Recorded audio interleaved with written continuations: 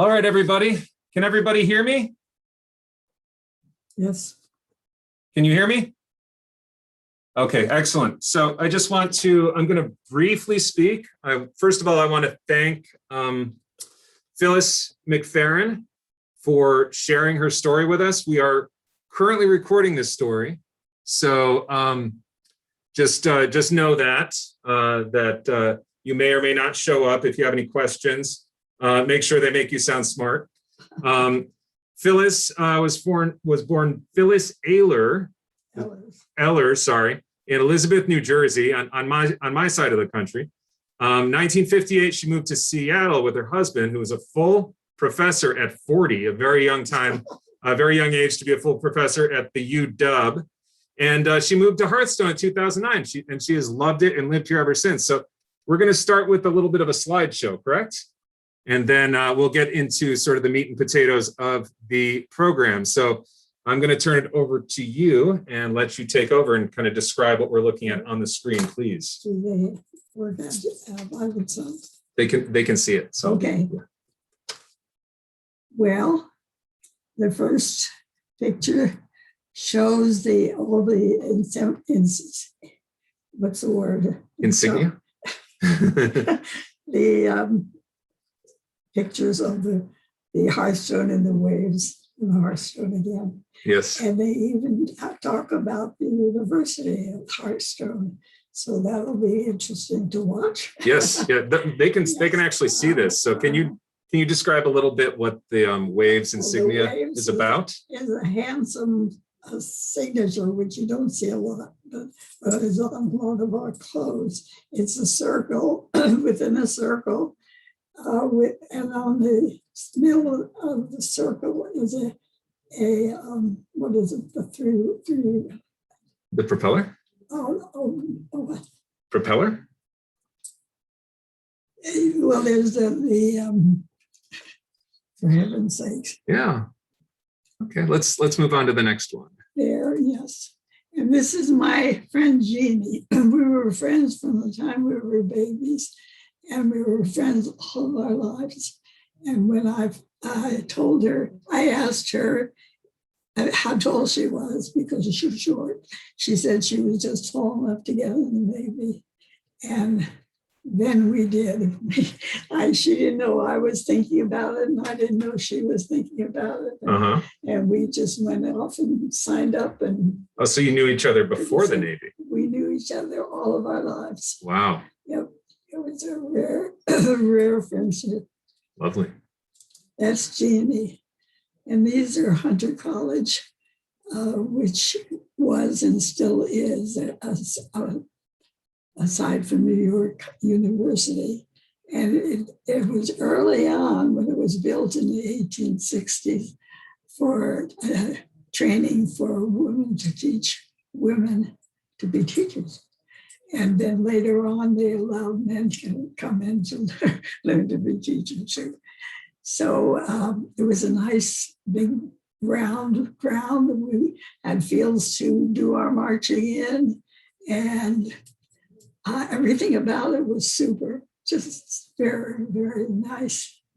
And the picture down below is of the buildings that we were not in, the university buildings. Okay. What about this? And these pictures I love. They the top one there is of our what's the word? Our group, of which I was the leader and Jeannie was the flag carrier. Isn't that funny? Yes. And the one below is taken in Iowa when we were there, and those are my other friends who were taking the same course I was. And the top there is one of their buildings that we used, and there was the bell. It was so old-fashioned. And the whole place was just quiet and nice, and probably still is just the same feeling. And there again are the girls without their shoes on, and must have been a Saturday afternoon. Mm-hmm. And these pictures are of the place called the Fleet Post Office, where I was sent to work there, and it was the Navy Post Office. And the funny thing about this is that one of the reasons I joined the Navy was to see a little more of the country and to do something different, like maybe engine trimming or something like that, which would be very different. And so they sent me to yeoman school to study what I knew and had been working at. And they, so the distance was that because it was just across the river from New Jersey. Okay. And that was kind of funny. But it was nice because I could go home weekends. And these are my good friends. And the top one there was one of the ones we went up to the roof of the building and just sat in the sun, and after lunch. Nice. Yeah. And they were a nice bunch. Oh, good. And then, of course, and there's that. That's the honorable discharge. Yes, it is. So this is no tribunal, Definitely. right? It's not easy to read, but you can see that's an OD. Yes. Yeah. Okay. Well, Sort of. does anyone have any questions so far? You're all muted except for one. If not, I think you can go into the rest of your program. Oh, okay. That'll be wonderful. Well, on my book, I said, hello, friends. Welcome to the story about this almost forgotten part of the United States Navy, a time when Uncle Sam took the brave step of having women in the Navy Reserve to be in service for the duration of the War 2 plus 6 months. So we'll read on this story of why the Navy needed the 82,000 waves who enlisted, and what work we were assigned to do, where we went, and all about our name, the waves. And not long after that, we were dining at the Hearthstone. And as I said before, the women were listening to the men share their war stories. And then there was a quiet in the conversation, and Olga said, Phyllis was in the Navy. And there was another quiet moment, and then they all asked me questions. So that's what I did. I had a good time. But there seems to be something mysterious about the waves and the purpose and place of women in the United States Navy Reserves. The short history of the waves is fascinating to me.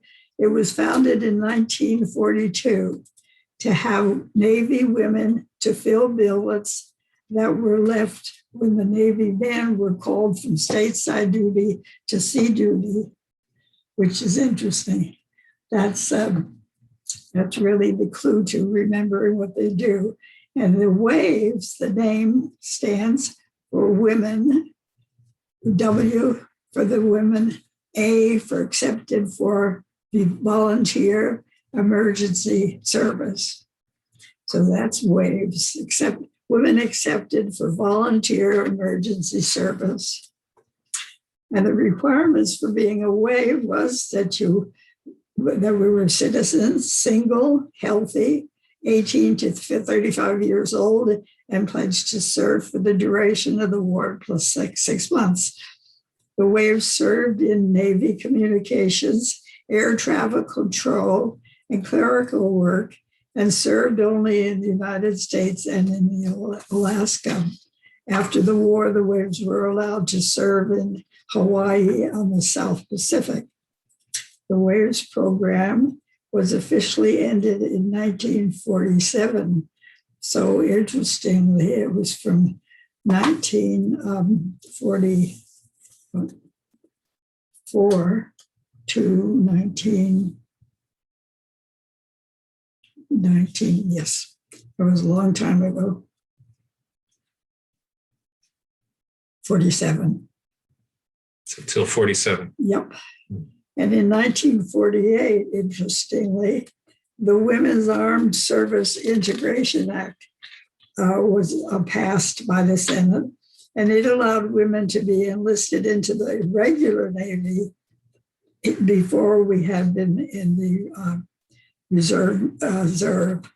So now the Army, the regular United States Navy, Army, Coast Guard, and Marines, and that was a conclusion of wartime for reserves as planned. However, I was interested when I looked it up in the encyclopedia that the women still want to be called waves. Love it.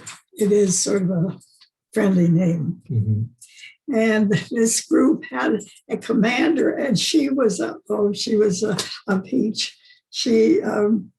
Her name was Mildred McAfee, and she was an educator who had graduated from Vassar and was a dean of women at Oberlin and president of Wellesley.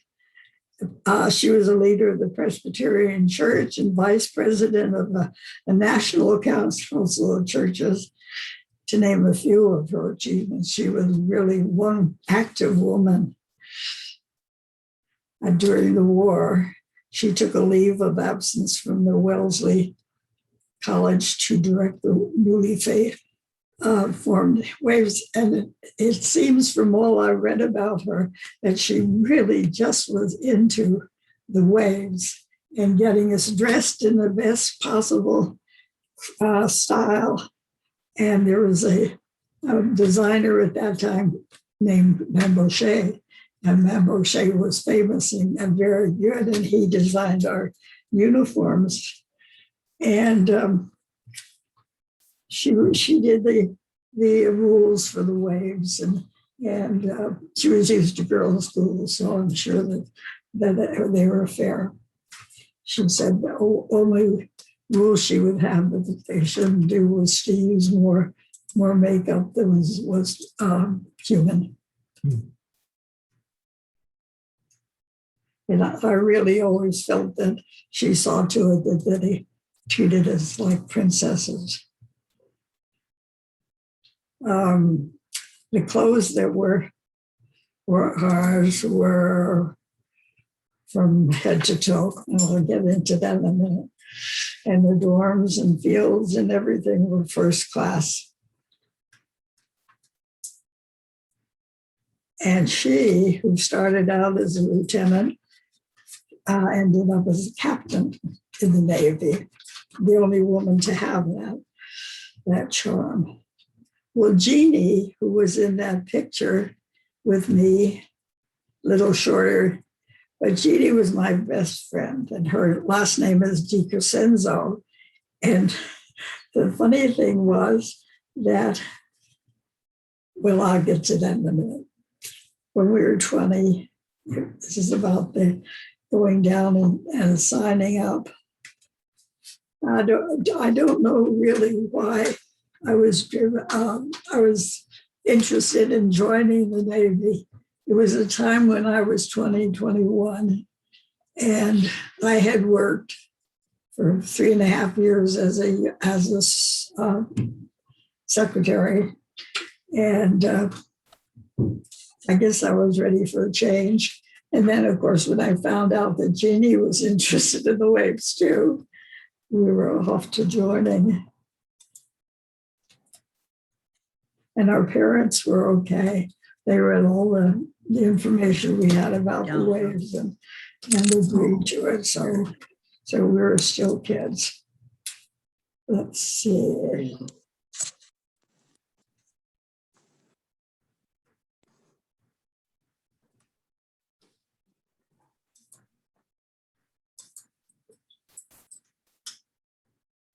Our orders from the recruiting was to report to Hunter on November 22nd, 1944, with one suitcase only and only one set of clothing.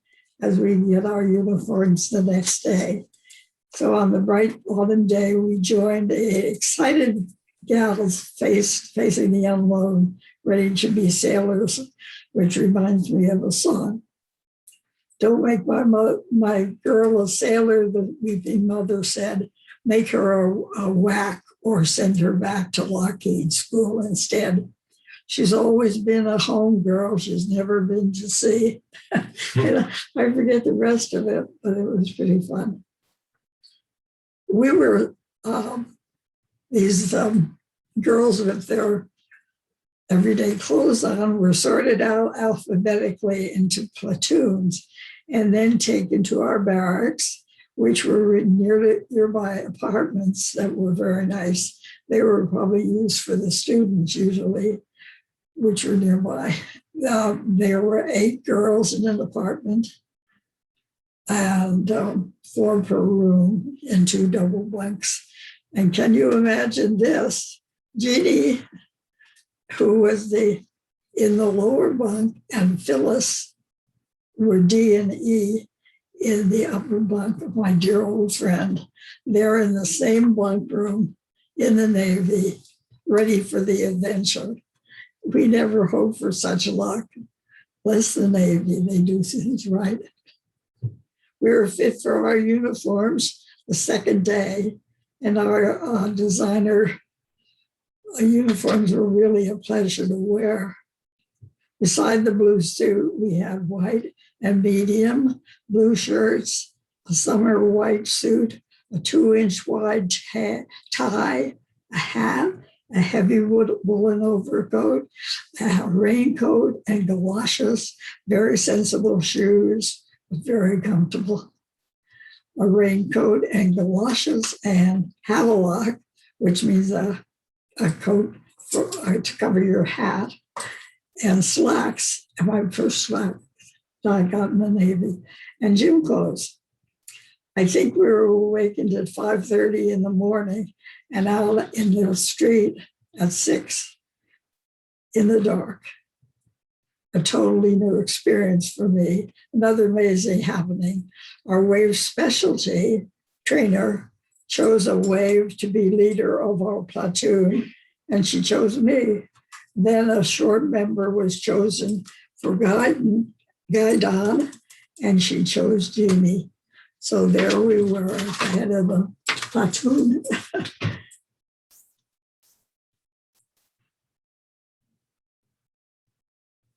The girls from our group, our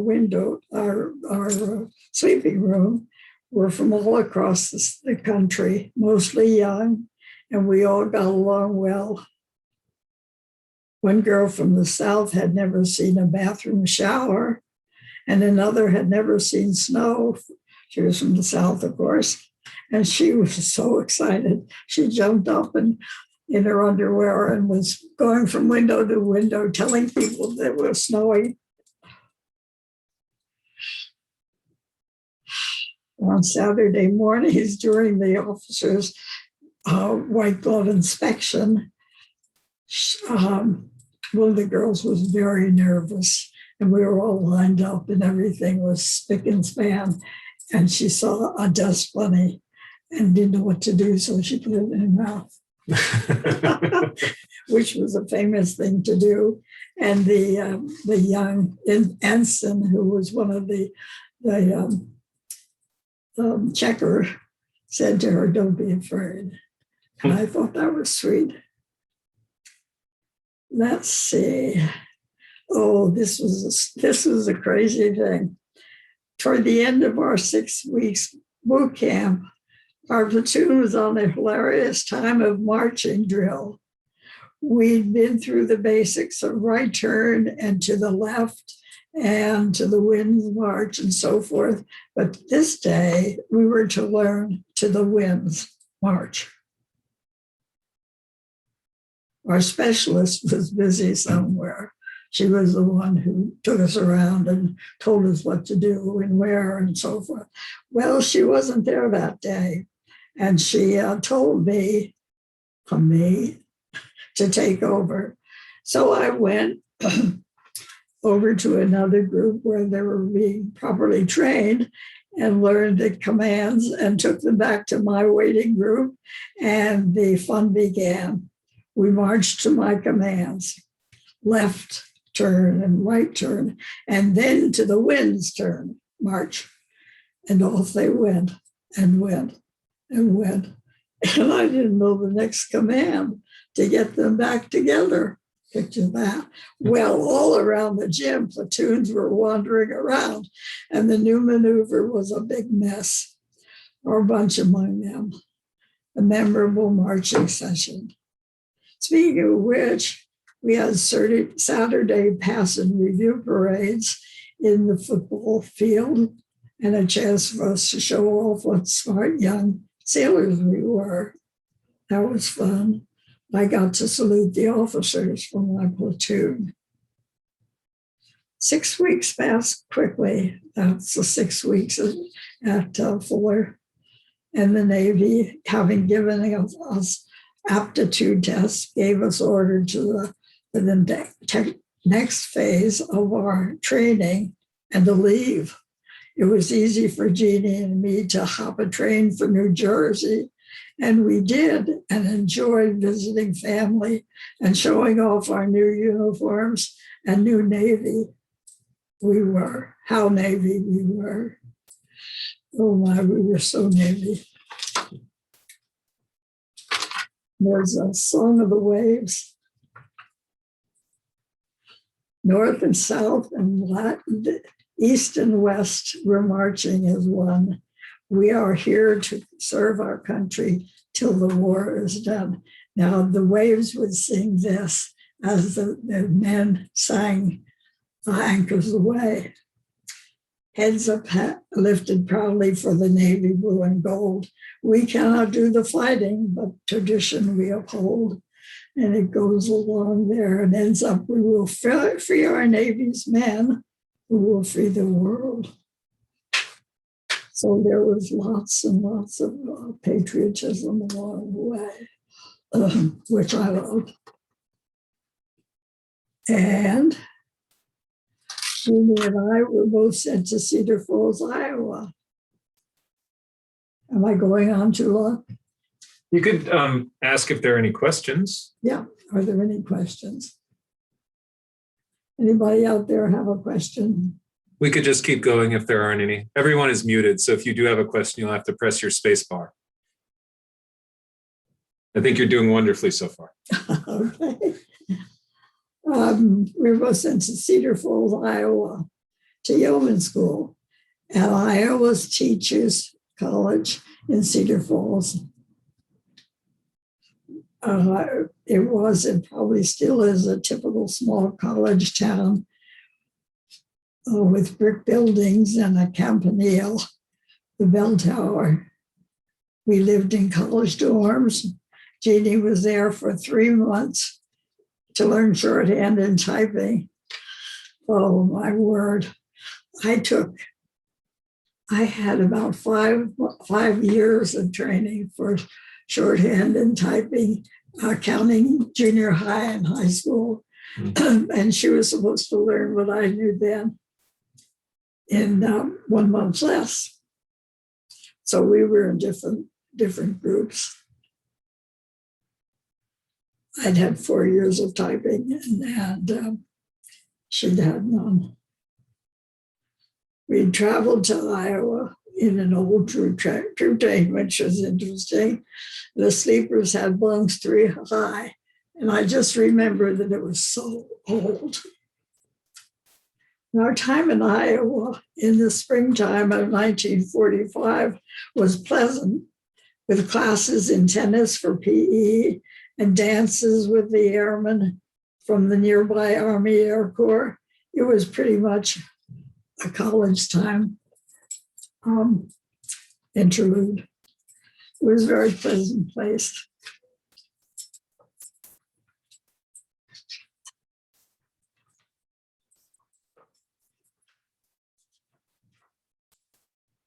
Well, I have a little story here, which I read myself, and I think it couldn't have happened.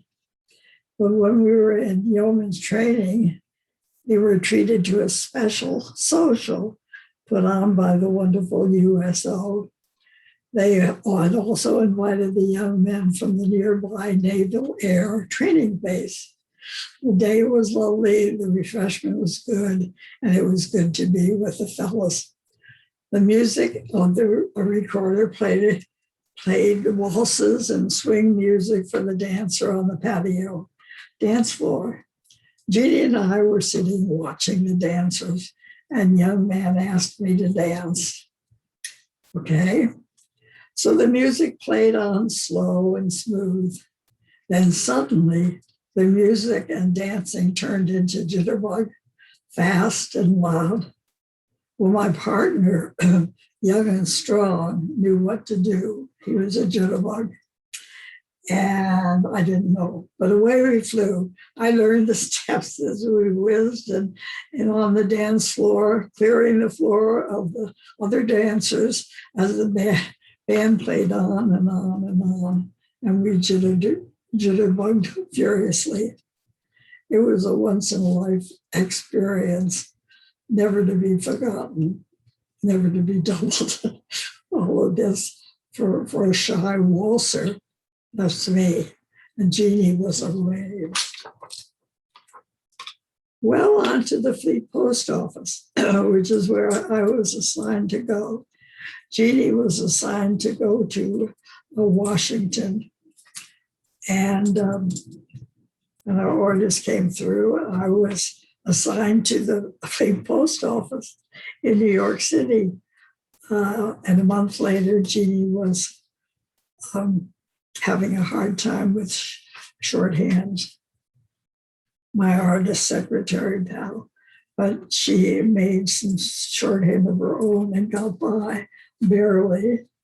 But she also did our artwork for the ship's newspaper, her office newspaper, and other projects.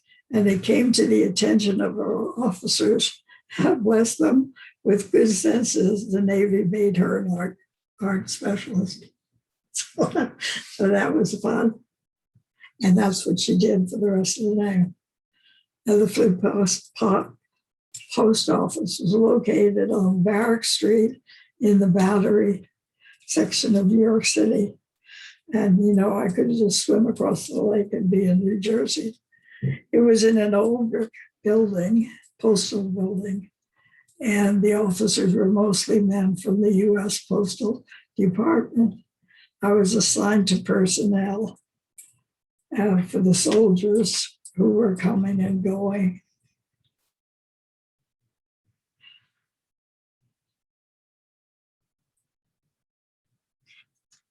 There was one, most of the men were eager to go to just hang around for a while. But there was one young fellow who was just dying to get some water experience.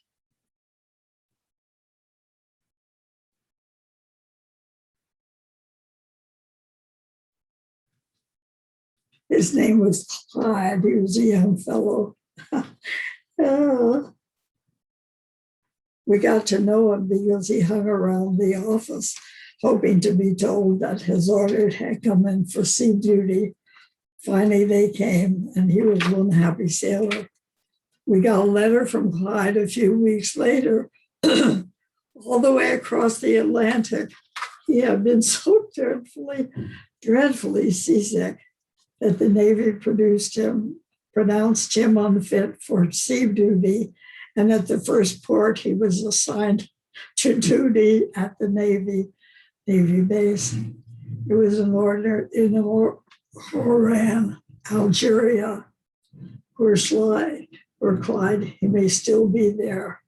We didn't keep up with him, didn't keep in touch.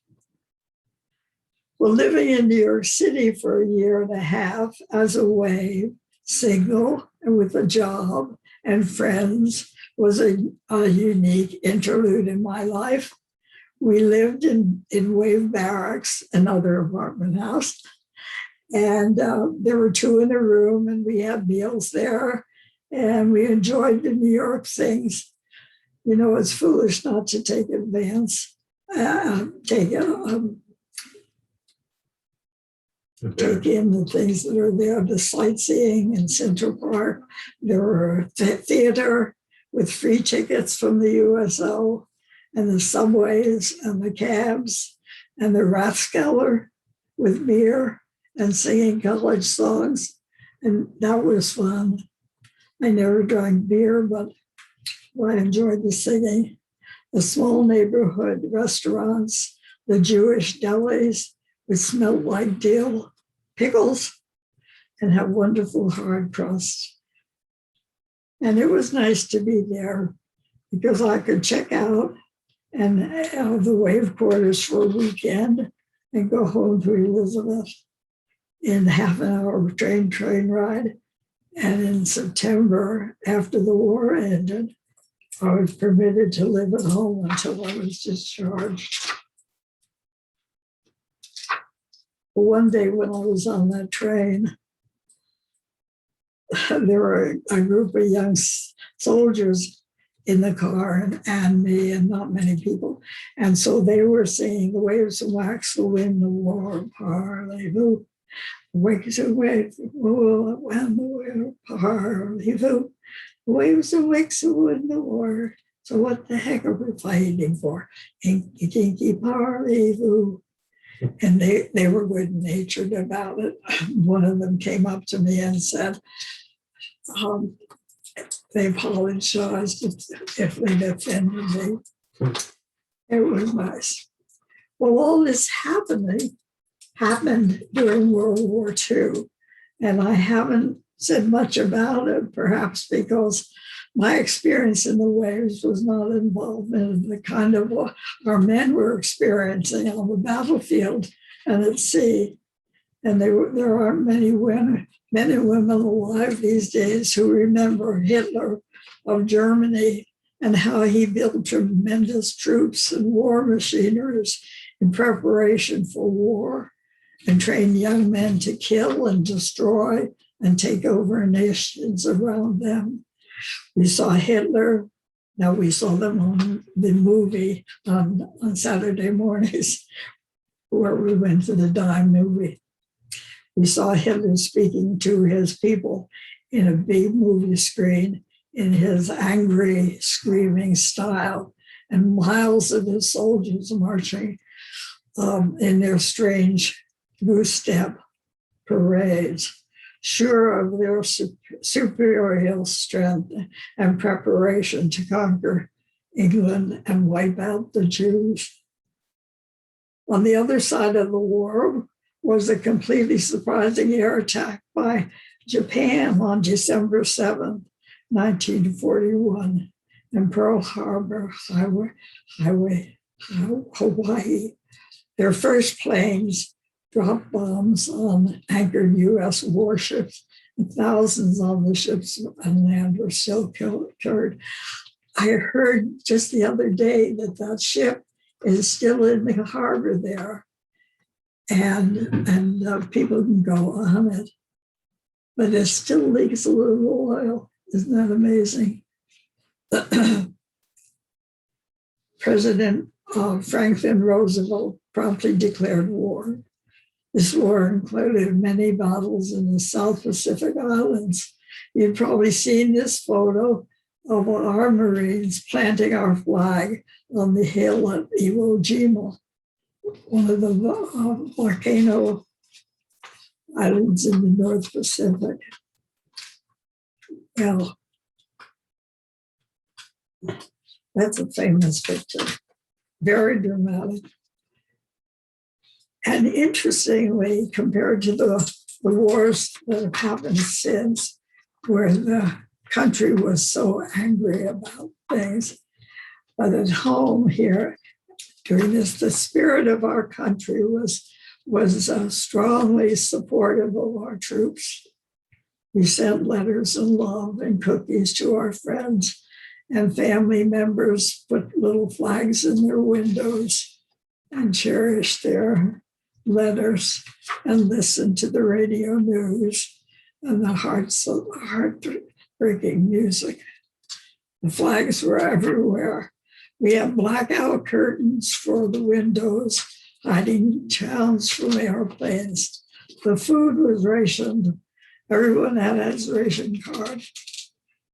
Unused metal and scrap metal was collected. Even Christmas cooking fats were saved. I never found out why. But by 1945, at the moving picture show, we saw the devastation in Europe left by the war, towns in ashes and long lines of hungry people. Germany was wrecked. Hitler had died in a bomb shelter, some said by his own hand, and he was not mourned. I have heard that after World War II, the children were not taught the truth about the war, that the people of the United States were not supportive, and that Japan had not surprised us, and they just knocked down the United States power and helping. And after the war, one of the things I heard about was that the United States flew food over to the people who were behind the walls in Germany, and they were so destroyed there. Well, we turn the page and we have the war is over. The war is over. And there was such announcement that was on August 14, 1945.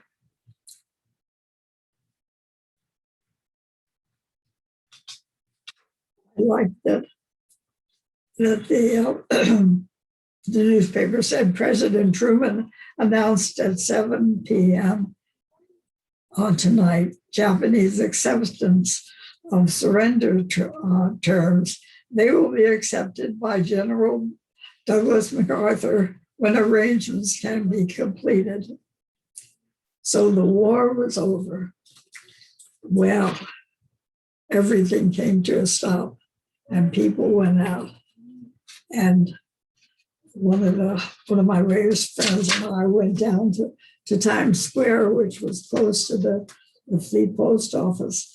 And there were just mobs of people. And the people in the buildings around side were cutting up paper to be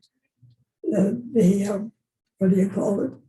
Throwing it out the window and coming, slowing down on us. And people were going through the crowd, just very crowded, and they were hugging and kissing whoever they could get a hold of. And this went on, but the feeling there of joy was so clear.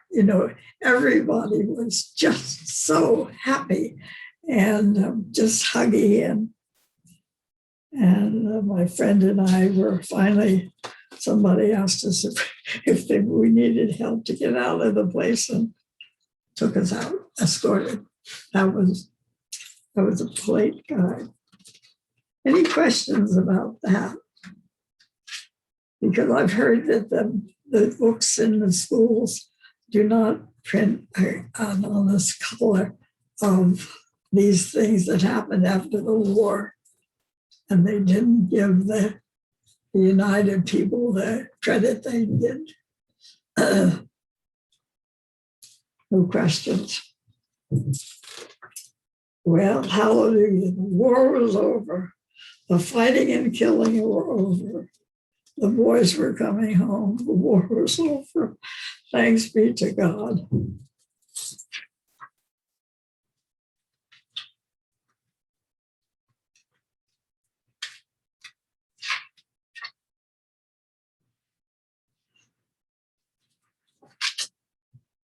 Well, I would get these questions. Why did I join the Waves? Why did you join the Waves? Well, to serve my country, for invention with my best friend, to do something different, and to see more of my country. And how did it change you? Well, the experience made me more confident and independent. The Navy took very good care of their waves, but, which it didn't change me. I was just impressed. But it also deepened my love of country and family. And did I like it? Did I enjoy it? Well, being accepted as a volunteer to the United States Navy was one of the best adventures of my life. I'm proud in a good, honest, and satisfying kind of pride at the opportunity for serving my country with like-minded others. It was great to be a woman sailor Navy wave. It was real good. Thanks be to God. I was a young Christian in those days from a church-going family. I believed that happy truth that Jesus loves me. And as I grew up, I'd see the gifts of my Heavenly Father. For instance, the delightful arrangement for Jeannie and me to be looking into joining the Waves at the very same time. Since our last name started with D and E, we were next to each other in everything during boot camp. As in the dorms, we shared the room with Jeannie in the top, Laura and me in the top. And the confidence that it was God's plan for me to spend 2 years and 6 months of my early 20s in the Navy, a time I wouldn't have missed for anything. Some people would call it luck. I call it God's care for me. And I believe he smiled as he watched us. So again, I say, thanks be to God. We received, my parents and I received letters from various gentlemen who were in charge of the Waves. And this one I particularly love because, I'll tell you later. This one says, my dear Mrs. McFeron. Now, I was married before I left the Waves. He said, I have addressed this letter to reach you after all the formalities of your separation from active service are completed. I have done so because without formality, and as clearly as I know how to say it, I want the Navy's pride. I want the Navy's pride in you, it is my privilege to express, to reach into your still civil life and remain with you always. That is my privilege to express. You have served in the greatest Navy of the world. It crushed 2 enemy floats at once, receiving their surrenders only 4 months apart. It brought our land-based air war within bombing range of the enemy, and set our ground armies on the beachheads of victory. It performed the multitude of tasks necessary to support these military operations. No other Navy at any time has done so much. That's quite a statement.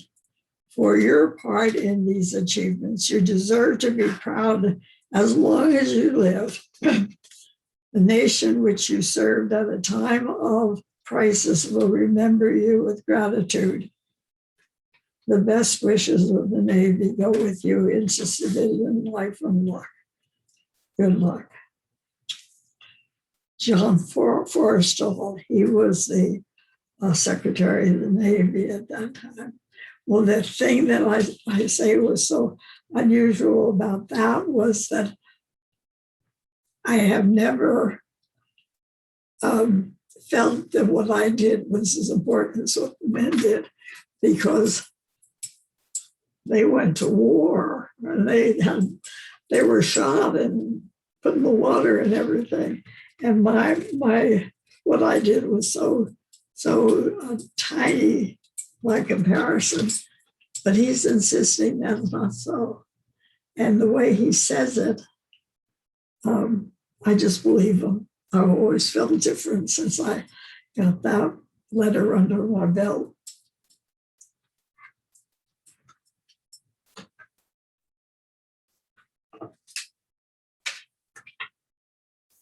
Oh, one more thing. In writing this, my family was such a good help. They were all glad I was doing it.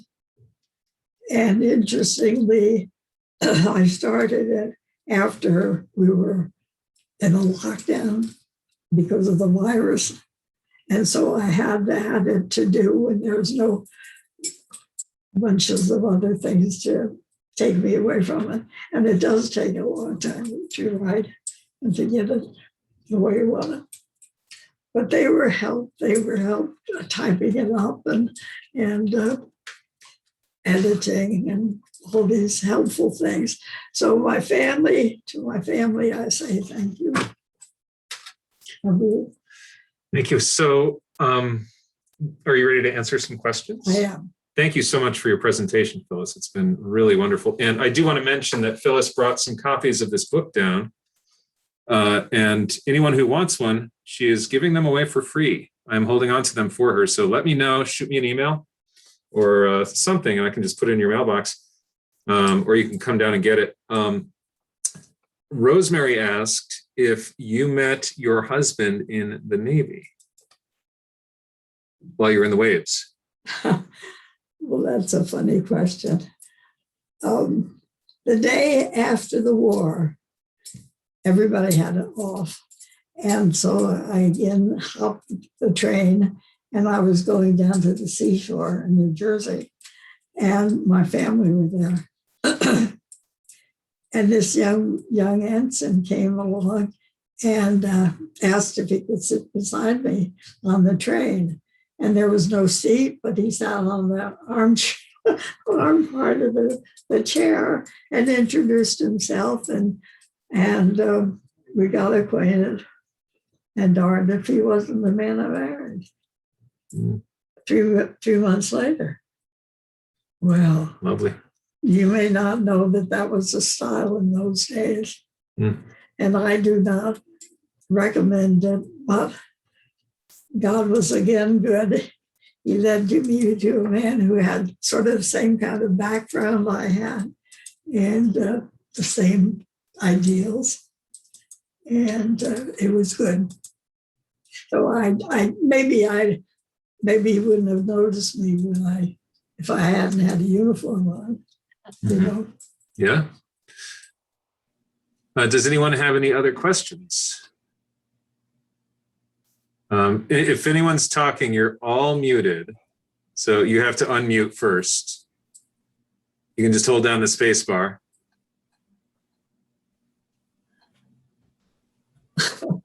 Okay, we're still muted. You have to unmute yourself. If it's something you want us to hear. This has been a great story, though. Wonderful. It's Rosemary. Oh, hi, Rosemary. Thank you. I know her. Yes, you do. You knew my daughter. Yeah, for a long time. What an exciting adventure as a young woman. Wow.